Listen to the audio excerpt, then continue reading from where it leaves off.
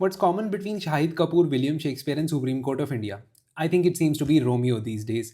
मुझे लगता है रोमियो जूलियट क्लॉज के बारे में मैंने अभी कुछ पढ़ा है और मैं आपके साथ शेयर कर देता हूँ। देखिए, होता यह है कि भारत में ना एक कानून है जिसका नाम है POCSO act, prevention of children from sexual offences act. Supreme court ने कहा है कि इस एक्ट के अंदर ना एक एक्सेप्शन डाल दो, और उस एक्सेप्शन को रोमियो जूलियट क्लॉज बोला जाता है, क्योंकि अमेरिका में जब ऐसा कानून आया था तो उसको रोमियो जूलियट क्लॉज के नाम से जाना गया था। अब ये होता क्या है? पॉक्सो एक्ट बेसिकली बताता है कि जो आपकी एज ऑफ कंसेंट है वो 18 ईयर्स है। यानी कि चाहे वो महिला हो या पुरुष, 18 ईयर्स से कम उम्र के अगर बच्चे के साथ कोई सेक्सुअल एक्टिविटी कंडक्ट करता है तो पॉक्सो एक्ट में उसको बहुत भारी पनिशमेंट मिलती है।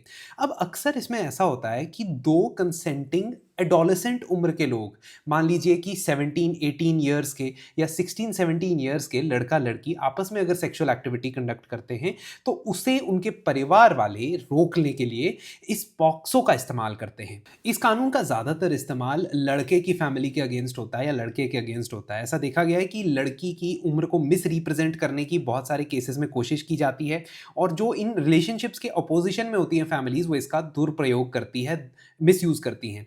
मोस्टली कुछ स्टेट्स के अंदर देखा गया है कि 24% of the cases have been filed in cases of two adolescents engaging in sexual activity, और उसमें से 80% केसेस बेचारे लड़कों पे हो जाते हैं।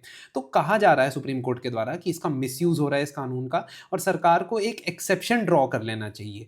ऐसे कंसेंटिंग एडोलेसेंट्स जिनकी उम्र में ज़्यादा गैप नहीं है, उनकी सेक्सुअल एक्टिविटी अगर कंसेंशुअल है तो उसे क्रिमिनलाइज नहीं करना चाहिए। वैसे तो देश में ये भी डिबेट चल रही है दोस्तों कि एज ऑफ कंसेंट जो 2012 से पहले 16 साल हुआ करती थी, क्या उसे वापस 16 साल कर देना चाहिए? आपकी इसमें क्या राय है?